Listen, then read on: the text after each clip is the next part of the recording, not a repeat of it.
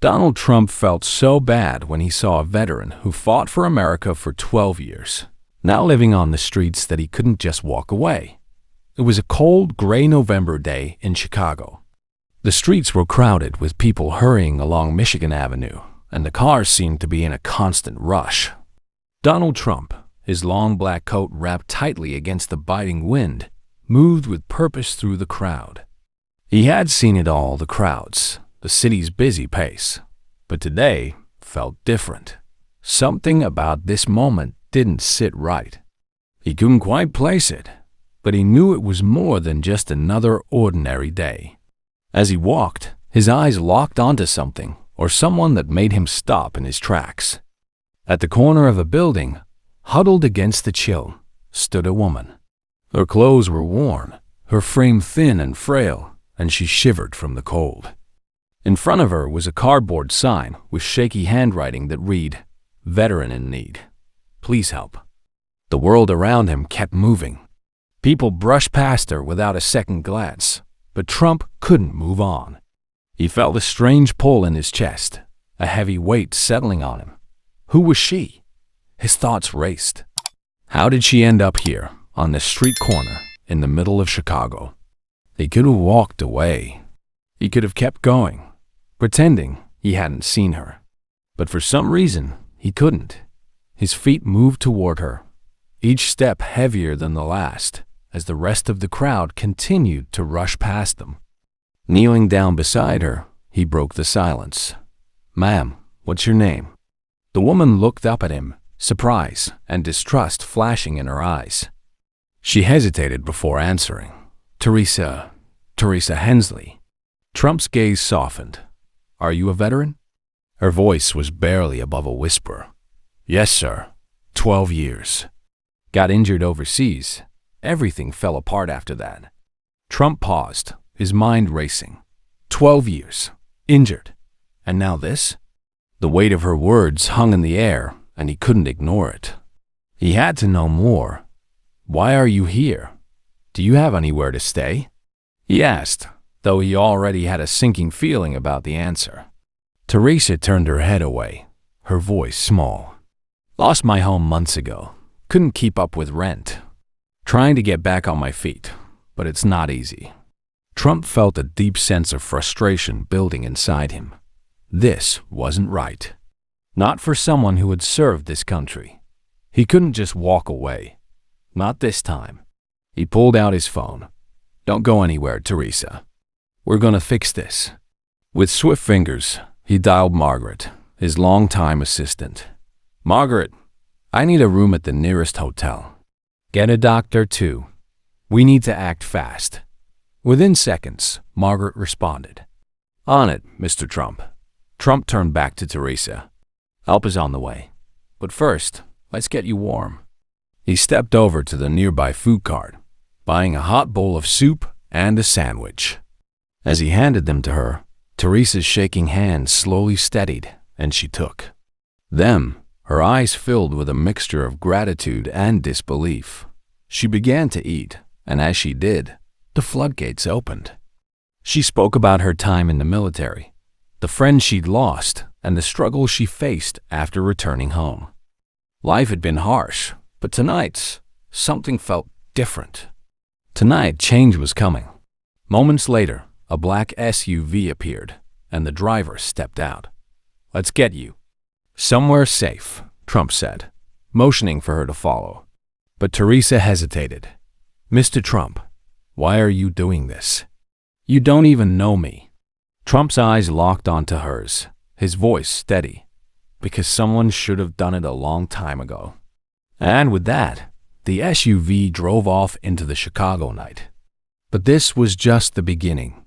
The black SUV continued down the bustling streets of Chicago, its headlights illuminating the cold night ahead.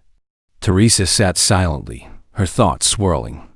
Only hours ago, she had been standing on a corner with nothing but a cardboard sign, begging for help. Now, she was in a car with one of the most famous men in the world, heading toward a hotel she never thought she'd be near.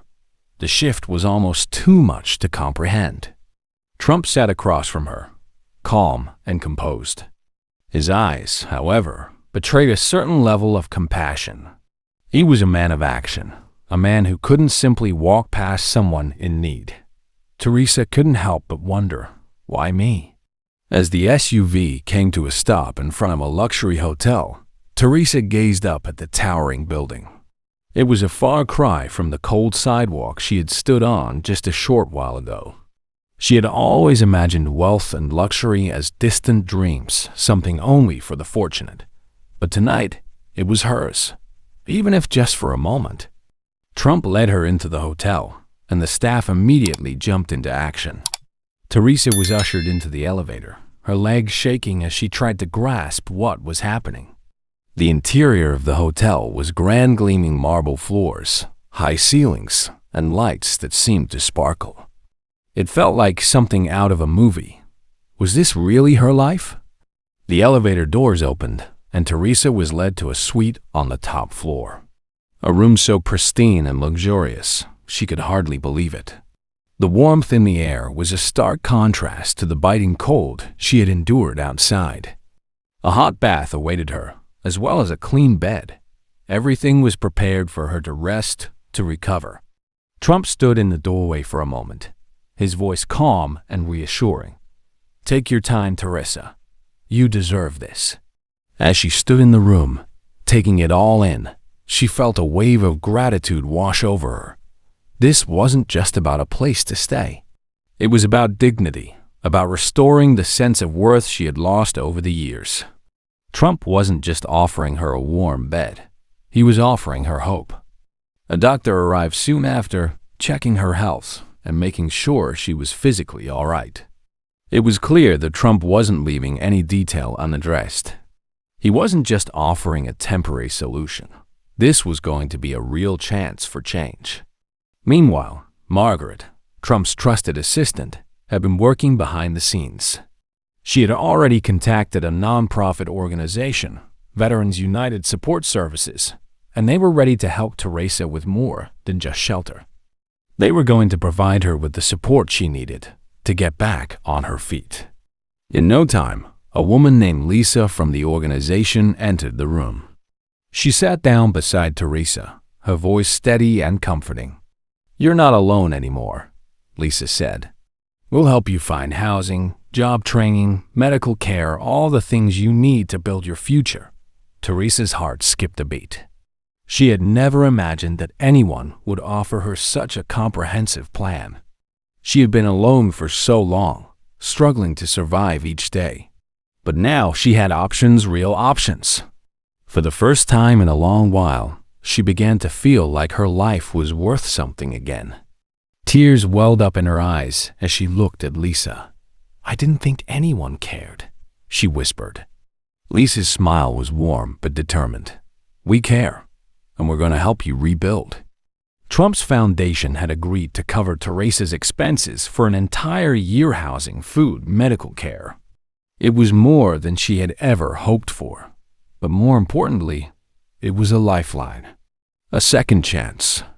As the night wore on, Teresa began to understand that this wasn't just about money.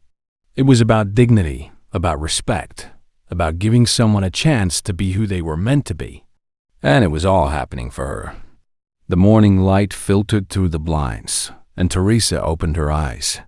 For a second, she thought it was all a dream, the cold streets of Chicago, the cardboard sign she'd been holding, her day spent wandering without purpose. But no, this was real. She was in a warm room, a bed that felt like a cloud beneath her, and for the first time in what felt like forever, she felt safe. How had this happened? Just hours ago, she had been on the streets, unsure of where her next meal would come from, and now? Now, she was staring at a future she never thought possible. As she sat up, the memories of the night before rushed back. Trump's kindness, the way he had stayed with her through it all, making sure she was okay. That wasn't just a gesture, it was a promise. A promise that she wasn't invisible, that someone cared enough to make a real change.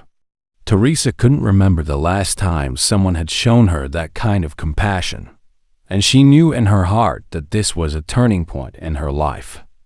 There was a soft knock on the door. Teresa hesitated for a moment before getting up to answer.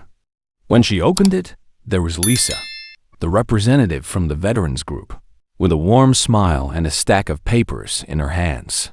"Hey, Teresa, how'd you sleep?" Lisa asked, her voice soothing, almost as if she knew exactly what Teresa needed to hear. "Better than I have in years," Teresa replied, her voice full of emotion. She couldn't believe this was her reality now. Lisa stepped inside and handed her a folder. "This is everything we've set up for you. We've got housing lined up, job training, health care, you name it. It's all taken care of." Teresa's hand shook slightly as she took the folder. She didn't know how to process all of this. She had gone from having nothing to having a chance at everything. "You really mean it? This isn't a dream?" she asked, her voice thick with disbelief. Lisa smiled. "It's real. You're not alone anymore. We're going to get you back on your feet, Teresa. You deserve a fresh start, and we're here to make that happen." For the first time in what felt like forever, Teresa felt hope flood her chest. This wasn't just about the money or the place to stay. It was about something bigger. It was about a chance at dignity, a chance to rebuild her life. She felt a lump in her throat. "I don't even know how to thank you," she whispered, wiping away a tear. "You don't need to," Lisa said, her voice steady and calm. "This is what we do. We take care of our own." Teresa nodded, still trying to wrap her head around it all. She had spent so long in survival mode, never thinking beyond the next day. But now, with this lifeline, she could think about tomorrow, the next week, the next year. And for the first time in years, it felt like tomorrow could actually be better.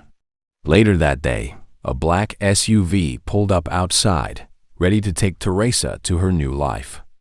The driver opened the door, and Teresa hesitated for a second.